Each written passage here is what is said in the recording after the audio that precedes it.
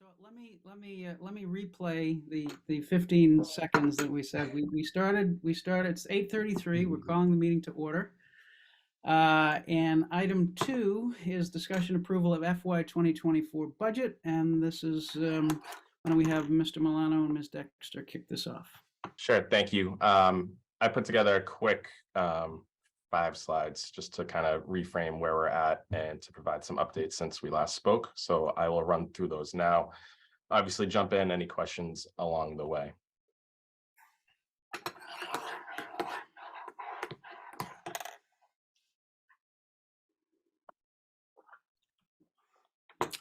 All right, so we discussed a bit about the revenue projections in our last conversation. I just wanted to show it a little bit more visually so everybody understood where we were coming from on it. I'm showing here our revenue projections for fiscal 24, and each, the major categories, our current plugs for what the estimates that we have are, as well as those that are truly estimates at this point. So as you can see, we've accounted for the annual Prop 2.5 levy increase of about $2.3 million.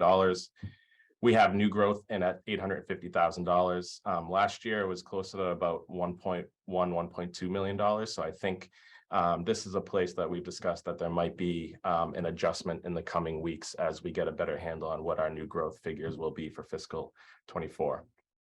Last year, I just wanted to point out that the Hendry's project at Central Station mostly finished by the time our fiscal 23 new growth figure came in. So that accounted for a big portion, but there are other projects ongoing in Milton, including Walcott Woods, that will help new growth out in fiscal 24. Local receipts is just all of our receipts that, building permit fees, trash sticker fees, motor vehicle excise taxes. So that's that big category there. We're bumping that estimate up a bit in fiscal 24 as we continue to come out of the impacts that we saw on local receipts during the COVID, impacts from the pandemic that we experienced in the last few years. We feel pretty good about that. I wouldn't expect much change on that front. Fourth category I've listed there is state aid. Again, this is, I would say, a pretty conservative estimate because we're not accounting for the typical increases that Milton has received over the past few years since the passing the Student Opportunity Act. At the Mass Municipal Association meeting, annual meeting that was held last week, Governor Healy did make comments about the importance of being clear and transparent and upfront with municipalities about what they should expect for state aid. And knowing she's a new governor, we expect her budget a little bit later than is typical, but we're hoping to get more clarity on that state aid information in the coming weeks. And that is a place we anticipate certainly an increase in revenue over what we have budgeted, but until we have those hard numbers, we'll probably keep it where it is just for now. Nick, can I interrupt just for a minute? Sure. That state aid number, does that include the Chapter 70? Yes, that is all Chapter 70 and unrestricted government, general government aid that comes directly to the town. Okay, Amy? It does not, it only includes like 135,000 increase, not the potential that Glenn had spoken about at the last meeting. This is the most conservative number in terms of what we may get for state aid. Certainly. Okay, thanks, Nick. Yep. And then in terms of enterprise fund indirect costs, that's a small figure that we'll continue to work on. That is monies that are budget, services and benefits that are budgeted in our general fund that are paid back by the enterprise funds. The other two pieces, free cash, is still an unknown at this date. We did receive communication from the Division of Local Services last week that they're working on Milton now. So we hope to have news on that soon. Obviously, that's the big piece that is outstanding. And we're hoping to have news as soon as we do. We will share that, but nothing as of yet. And lastly, overlay, which is money is set aside in what's called the overlay reserve for property tax abatements and collections. So we are currently, taking out the same amount that we have in our budgeting process as we have in the past few years. As we go through the budgeting process, we might be able to change that a little bit to keep some more money in the general fund, but we'll keep an eye on that. The town's big revaluation is coming up next year. So any year that we'd want to have more in the overlay, this is it. So probably limited to be gained from that, if anything. So that's big picture in terms of the revenues. Happy to take any questions at this point if anybody has any. Questions, comments? On we I just go. want to say, Ada's Oh. trying to get into the meeting, but the town clerk's website is blocking her from getting access to coming in for some reason. Well, I think she's on the blocked list. I think she's on that list. I was too, but somehow I got over it. I'll take a moment and send her the link separately now. All right.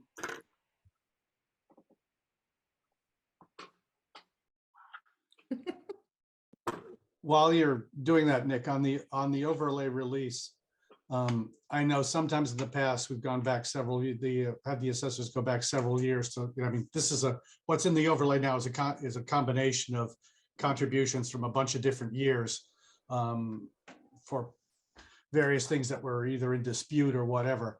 I know in the past, sometimes we asked them to go back and look at, 5 years old, 6 years old, see if any of that stuff is still active. In some cases, we've been able to free up a little bit of reserve that way. I recognize going into this year, probably the contribution is going to be at least as big as it normally is. Agreed, and that's something we'll continue to keep an eye on as we move forward here. Yeah, I mean, it's a pain in the butt to go back, all those years and try to figure out which of these issues is still active. But once every few years, it's absolutely worth doing just to clear out some of the basically encumbrances in the overlay that may no longer be necessary. Agreed. Ada has joined now. Oh, great. Yay. All right. All right. Hi, Ada. So just as a recap in terms of our budget process, guidance went out to department heads in the fall. And, we provided guidance that department heads should submit a level service budget. Since then, as you well know, at our last meeting, we had gone back and spoken again with department heads, asked them for any supplemental requests. And as I had indicated, we had these conversations in our budget meetings in the fall, but we went through a more formal request process with our department heads, and I'll run through what those look like just at a high level as summary kind of fashion as to what we receive from department heads so far. But first, in terms of our shared expenses, employee benefits and other expenses, this is just a run through of where we're at in terms of increases from last year. So group insurance, which includes health insurance and life insurance, predominantly health insurance expenses, we have at an 8% increase. That changes if full-time employees are brought on board under the needs-based budget to closer to an 11% increase. Again, at this stage, I would classify that as an estimate, and we're hopeful that as we move through this process with our rep in terms of health insurance, that we're able to narrow that down and get a better number. But typically they tell us at this stage budget between a 6% and an 8% increase. So we've taken that 8% number for now. Milton retirement. So that's a 7% increase to transfer over to the retirement system. General insurance is property and liability, workers' comp. Those increases have been a little bit stronger in the past few years, but again, we're still at an early phase. So we've budgeted a 12% increase there. Blue Hills Voc, we have at a 36% increase. That's about $300,000. We're hoping again that we'll get our typical notification from them as to what we can plan to budget for, and that'll be below that figure. Debt service. So debt service is going up, but that's just with projects that we've bonded over and approved for bonding over the past few years. I will note that we are going out to sale for our bonds and some short-term notes next week. So we'll be able to nail that number down after that bond sale next week, and hope that the estimates that we've plugged in to date are conservative, and we anticipate that we will be. We did have our ratings call last week, and we had our AAA rating affirmed, which is good news, and hopefully will mean that we'll get the our low interest rate as we typically have been. But this market has been a little bit crazy on the interest rate front, so it'll be a little tricky. And then just not included is anything for our capital budget, which typically would be funded by a combination of new bond authorizations and or free cash, and any transfer to general stabilization, which again is typically paid out of a free cash transfer to general stabilization to keep building up the town's reserves. The other thing I'll note is that OPEB, the select board has adopted a policy related to OPEB trust that we will make a contribution of $100,000 for the next 3 years. And then once the pension system is fully funded, start funding that at a higher amount. So we anticipate $100,000 contribution to the OPEB trust, which would, again, we would typically pull that out of our free cash certification. So that's the big picture numbers here. Glenn? Just to say, I talked to my counterpart at Blue Hills last week. We expect to have our actual numbers from Blue Hills within a couple of days. She was working on them at the end of last week.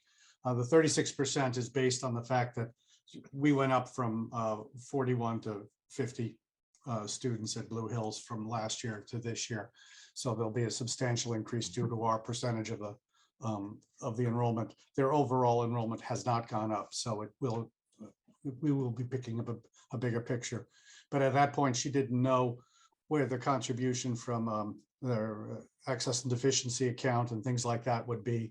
So it wasn't clear that the increase is linear to our increase in enrollment. So hopefully we'll have a better picture in the next couple of days. Okay, so over the past week, we've pulled together supplemental requests from department heads. I'll just run through what we've received. The police department has asked that their mental health clinician, which has been funded by ARPA, be rolled into the general fund budget. And I'll just add that a piece of this is that it's been harder for them to recruit when we can't commit that's a full-time position. And I know that's the case for a lot of these ARPA funded positions, but that's the rationale behind there. 2 additional officers to supplement community services, traffic enforcement in that department. The police department overall has faced staffing issues and vacancies like many departments in Massachusetts. Fire has asked for an assistant fire chief as well as 4 firefighters. Some additional monies for training. The 4 firefighters would be added to the ladder, so an additional firefighter on the ladder for each of the 4 groups. Currently, that ladder is staffed by 1 firefighter each group. Public Works, this is where you'll see a lot of attention paid to traffic issues that we hear from residents. Request for a traffic engineer, request for money to use our traffic model, buy traffic calming materials and other materials. We have experienced an increase particularly in vehicle parts. So there was a request for additional money for vehicle parts. And lastly, snow and ice. I think this is an annual issue, but we budget $160,000 for snow and ice. The actual spend is averaging about $500,000. So we're going into winters, knowing that we're chasing the actual cost for that winter. Hopefully this quiet winter stays quiet, but that is a deficit that we typically face on an annual basis. Health has asked for their community health social worker, which is an ARPA funded position for 1 year. So that would expire this fall if it's not funded in the budget. Go ahead. I saw a hand raised. If you want to ask now while we're on these. Since I'm on the school side, I'm not sure if I am allowed to ask this question. So if I'm not, somebody say something. For the police, do they currently have a mental health clinician? And they're hoping to keep that person by rolling them onto the general fund? So they've benefited from jail diversion program grants, and they've brought in staffing. This position was to be a dedicated Milton person for through ARPA that would make that position permanent, full-time, and here to stay. So yes, we've had it, but we benefited from grants. We've had grants to pay for it. If the grants went away, we would lose it. So this was to try to bring it in-house here in Milton. And it's an existing ARPA funded position. Correct. With someone sitting in it right now. All right. The position is vacant currently. This ARPA funded position has not been able to been filled so far. Okay. And we're hearing, a contributing factor to that is the fact that we can't state that it's a grant funded limited duration position currently. Thank you. Mike, Betty has her hand up. Hi, It's Betty. okay. I was thinking that that was a position that we shared.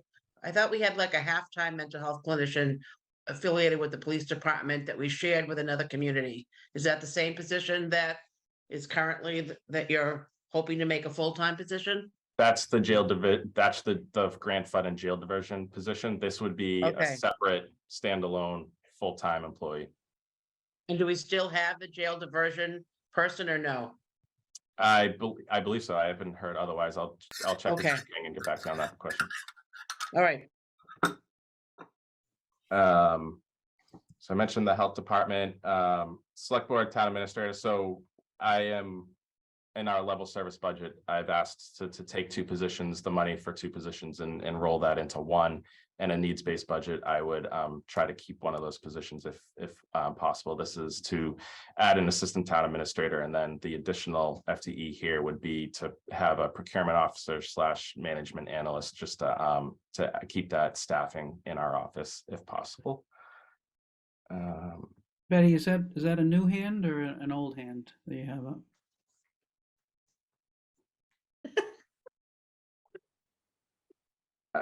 So the schools, we've discussed some of the requests around that the school department had. I won't try to explain those in terms of not knowing the full details, and we did have a long conversation about it last week. So special education, the ARPA positions, just general staffing support, which again is what we've heard from our other town departments across the board. Information technology has asked for additional money for both hardware and software, as well as some other nominal projects. We had money cut out of this budget a few years ago that was used to replace computers on an annual basis. So just in terms of being able to keep our machines up to date. And for software, it's in nothing specific, but as things come up, it'd be nice to have that money available to buy new software as we try to modernize systems around town hall. A good example is the fact that we are updating our website. That costs money not only upfront, but also on an annual basis to have an improved website. Our user fee will be a bit more expensive. If we were to try to implement DocuSign, it's a little bit more expensive on an annual basis. So these attempts to modernize around town hall across departments are not free, unfortunately. Consolidated facilities asked for additional $20,000 for HVAC projects across town and school facilities. Those systems have been running, especially in the past few years, more than they have historically. So that would help increase our repair and maintenance budget for those systems. Library, these two, the reference librarian and part-time library assistant requests that we've heard before from library trustees, the budget, these positions have been approved by the personnel board, but not funded. And they had some other small increases, including around books and materials. Parks and Recreation, additional money for grounds and building maintenance, additional money for their Gym Buddies program, and then cemetery asked for additional funds to do some soil screening so that they can reuse soil down at the cemetery. So that's just truly a high level of what we heard from departments over the past week, just formalizing their supplemental requests that we had discussed in the fall. And just to kind of tie it all together, if we take these requests and plug them into our budget with our projections, we're looking at about a $6.3 million deficit all in. Once we plug in those shared expenses and we plug in those needs-based requests that we've heard from departments and put it all together. All right, thank you, Nick. Sure.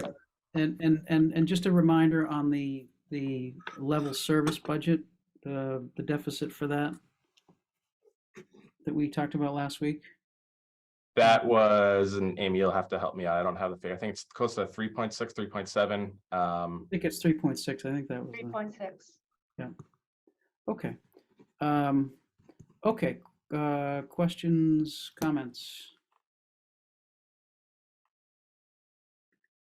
Oh, I see a member of our warrant committee, and typically, since he's a member of the warrant committee, why don't we let Jay comment? Jay, do you have a comment? I apologize. I raised my hand a while ago because I couldn't log on. I had the same problem as Ada, and I was trying to offer technical support. Oh, okay. You're on now though, right? I Yeah, just- the link from the town meeting, the town website did not work. I mean, Okay. maybe this is all water under the bridge. I don't know if any other members of the public were trying to log on and couldn't. Okay, but if you put in the number, it worked. Right, so, so hopefully that will get people in who want to need and want to be in. Okay, other comments and questions on the FY24 budget? Aaron? Real quick, Mike, I just wanted to thank Nick and Amy for going back and talking to all the departments. I think this is a really in-depth and eye-opening of where we are as a town and what is needed. I'm specifically thinking of some of the positions that were in there, the position, the assistant town or town administrator position, the police, mental health position, and the traffic items. That is an ongoing issue that we hear from everybody across town, without a doubt. So there's a lot of things in there that I really think if our town knew about, that they would support. So I really appreciate you guys going back and asking for it. It's a big number. I'm not surprised. I'm sure that there was more that people wanted that they didn't ask for. But I think this really helps us put this into perspective of where we are as a town, and what's missing that could help our daily lives. So thank you guys for that. Other comments or questions? So it seems to me, I'll offer a couple of observations. One, it seems that the $6.3 million deficit would form the basis for an override budget, it seems to me. I mean, I don't think it was explicitly labeled as an override budget, but I think if we talk about needs, then that would form the basis for an override budget if we can't bridge the gap and meet the deficit. So on that score, it seems to me we still have work to do on the revenue side to try to get a fix on the free cash number, on the state aid number. I know that's going to be in flux, but we try to get a better fix on that, and the new growth number, and the insurance numbers on the expenditure side. But it seems to me the effort over the next week or two or more is to really get a fix on what our real revenue number is. It seems to me we still have some known unknowns on the revenue side, and then on the expense side, it seems to me the effort at this point may be, and again, this is the town administrator's budget. The town administrator has the obligation to submit a balanced budget. Seems to me the effort at this point might be for the town administrator to go back to the departments in town and see if there's anything we can do on the expense side just to bridge that gap. And so that's the way I view it, right? We're trying to see if there's a way to bridge the gap. May not be, depending on how revenue comes in and what the needs are. But to the extent that there is movement on the revenue side and the opportunity for movement on the expense side that gets us closer, then we may have some policy decisions to make. And if it doesn't, then we have a bigger policy decision to make on whether we come up with, we have two budgets, an override budget and I assume, well, the alternative to an override budget, if we need it, would be a budget, a balanced budget short of that. And so even on the level service budget, we've got some revenue to make up on that side. So there's some significant work on that side, and coming up with a balanced budget that would be presented as an alternative to an override budget if we go to town meeting with two budgets. So that's kind of my sense of where we are. And my hope is that we, if we get a free cash number this week, if we get some more information, if we can kind of talk to the assessors about new growth. Not sure if we'll get anything further on state aid in the next week, but my thought is, to come back at this next Monday, if that's convenient for all, and see where we are. Selena? Yes, hi, thank you, Mike. So I had a couple of questions. One is, I guess, what's the tipping point in terms of that gap that sort of would tell us as a town that we need an override, no override, sort of exactly what that is, or like the range, and also timing of when we would make that decision, and I guess who the we is that is making that decision on the override. And excuse sort of the ignorance here, but I'm new to this, so I'm just trying to understand the process. No, not at all. And that's really a select board decision, whether to put the two alternative budgets on the warrant for town meeting and to move forward on that. So to answer your question, second question, it's a select board decision. And on your first question, what the tipping point is, I think that's really art more than science. I think it's fair to say that the question is, the way I look at it, everyone can look at it differently because it's, as I said, I think it's more art than science, and it's really going to the voters with a number that you think the voters will accept if you want to try to get something passed, right? What people will vote for, right? I mean, and that's, as you can, that, and different people will have different ideas. I don't know. I haven't really come to ground on what I think the number is. I will tell you that years ago, we used to think there used to be a thought that the sweet spot some people thought was between 3 and 4 million. But that's many years ago. Glenn may have more insight on that. Certainly does have more insight on that than I do, Glenn. I just wanted to say that part of it is what are you going to get if you pass an override, and the other part is what are you going to lose if you don't. Right. Because even looking at the level service budget at 3.6 out at this point, that is a hefty amount to try to make up. If we were at 2.5, I'd say, yeah, I think we can do that with, increased state aid and this and that and the other. But 3.6 is a lot.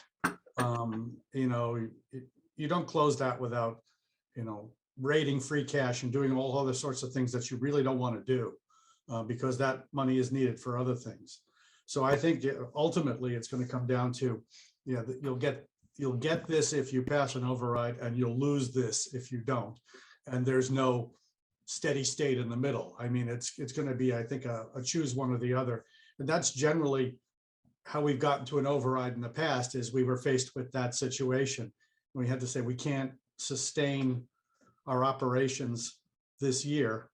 So do we cut things, or do we put it to the voters and say, are you happy with us cutting it? Or do we want to try to make some inroads to stay afloat for hopefully 3 to 5 more years? And I think that's probably one way or another where we're going to end up.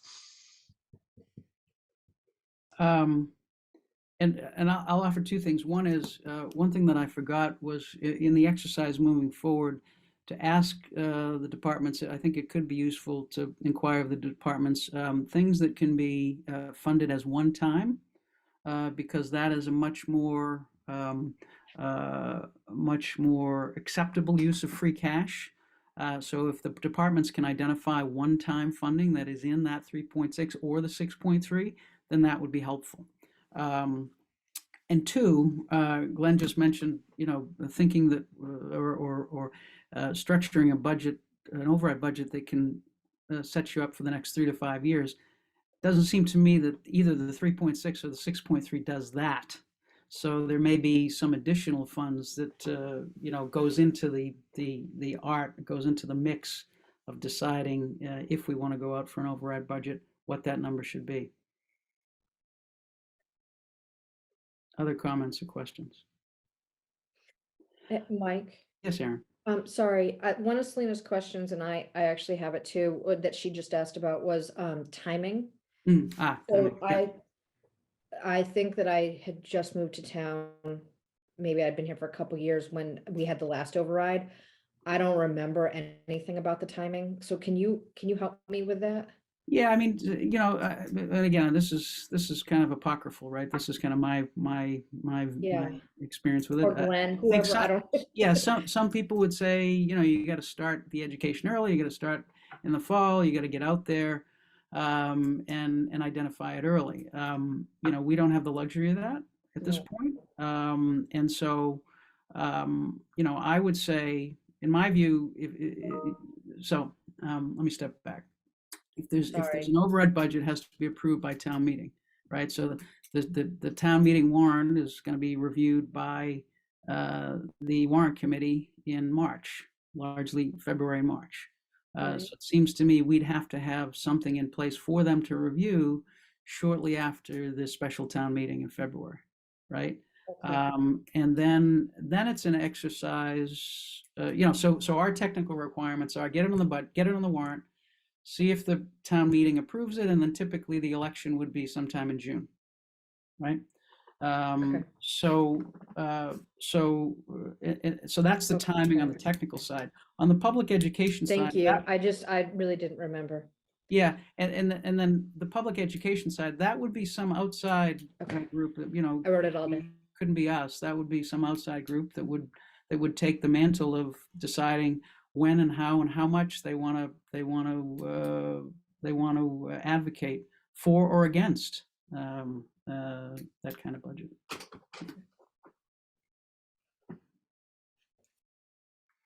Other comments and questions? What about the idea of meeting next week and seeing where we are on those known unknowns that we are trying to work down, to quote a former Secretary of Defense? Can you give me 10 seconds to go run and grab my book? I'll be Yeah, right but back. take your time, Aaron. No need to run. What Yeah. information do you think we're gonna have next Monday that we don't have now? Hopefully we'll have free cash. Okay. You know, we may, which could, as Nick said, maybe that's a big one. Hopefully maybe we'll have more on new growth and insurance.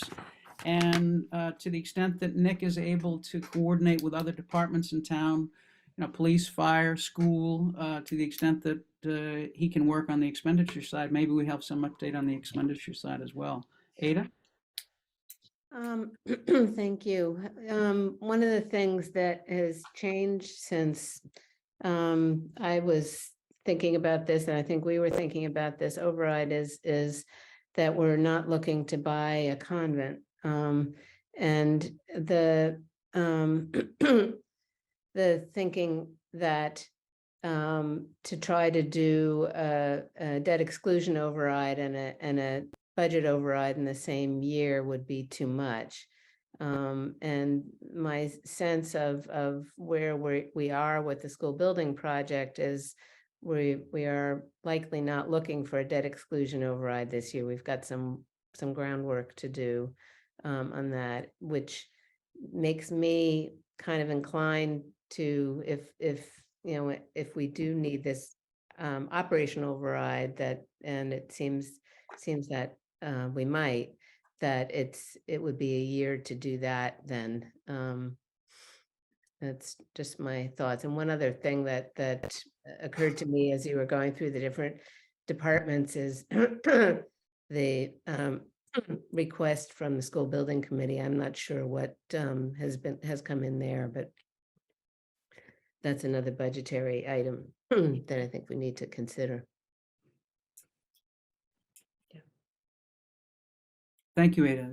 I think those are all important things. Amy?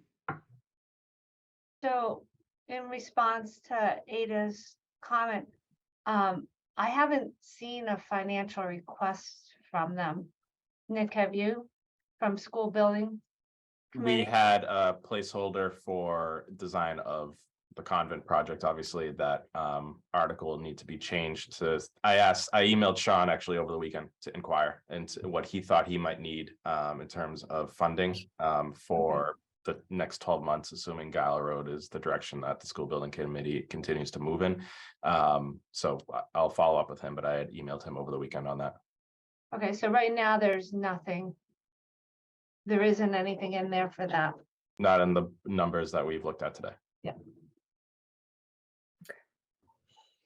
Other comments and questions on item 2? All right, thanks, everyone. Appetite for following up next Monday or Tuesday, or, you know, soon thereafter. I think sooner is better than later. You know, to the extent we get information, then we should hopefully ingest it and see how it tailors our view on these things. I'm good, Mike. My next week is actually pretty nice. So, Maybe we'll load it up and have a bunch of meetings. no, I'm good. Time next week works for me too. This is good. You want This to, this time doesn't work for me, but don't. So I'm not available next Monday morning. is Tuesday better for you, Selena, if that works? I mean, So with that, we have a finance committee meeting. Would that be in lieu of that, Betty? It depends. I don't know, because it depends on we're meeting with the warrant committee tomorrow night, Mm. and I think that they will be coming back with questions, and we may need to have that finance meeting to talk about those questions and get our answers together. I don't know. we could give you an update, maybe we could just take the first 15 minutes of your meeting or whatever and then give you an update and then let you go about your business. Might that work for you, Betty? Sure. So what time are you meeting on Tuesday? And maybe and you all can 8:30. 8:30. So maybe again, I don't know what the appetite is for 8. Maybe we could meet at 8 and then you guys could. I'm sorry, Aaron. I'm sorry. I thought you said next week was wide open. It is. That means I get to sleep. All right. Okay. All right. Sorry. No, So I maybe can do. I mean, for you guys, I would get up a half hour early. Well, it's at the pleasure of all you. If you want to start at 8:30 and just get done and get done with our update in 10 or 15, I can't see us going more than 10 or 15 minutes on an update. There's only a few points, so you want to do 8:30 and then, We meet in person in the superintendent's conference room at 8:30. so you guys could plug into our meeting if we met by Zoom, Mhm. right? Yep. Wanna do that? So 8:30 next Tuesday, we'll plug in by Zoom. You guys can plug in for the beginning and then we'll go off on our own and you'll go off on your own. Okay. That sounds good. Great. All right, item 2A is update on FY22. I think it probably means FY23 closeout and free cash. Anything more on that or did we cover that, Nick? No, covered. We received notice that DLS is working on our number, but no news since then. Okay, item 3, a discussion update, American Rescue Plan. Anything on this one? No, just the same thing. We're continuing to go through the projects to nail down that number, which we should hope to do so in the next week or so. Great. Item 4, S&P ratings, February 2023 bond issuance and upcoming bond issuances. We got a little bit of this. Anything more on that, Nick? No, just AAA was affirmed, which is good news. The S&P report said good things about Milton, which we're happy to hear. The bond sale is next week, Tuesday the 7th, I believe, is the final date. So we'll be able to finalize our debt service budget after that. Interest rate environment is tough, but hopefully we'll get some good numbers and go from there. We have a select board meeting on Tuesday the 7th. Is that right? Yes. All right, so good. We'll have our meeting on Tuesday morning, and then maybe we can report something out to the select board that evening. Item 5 is future meeting dates, which I think we discussed. So I think we're at the close of our agenda.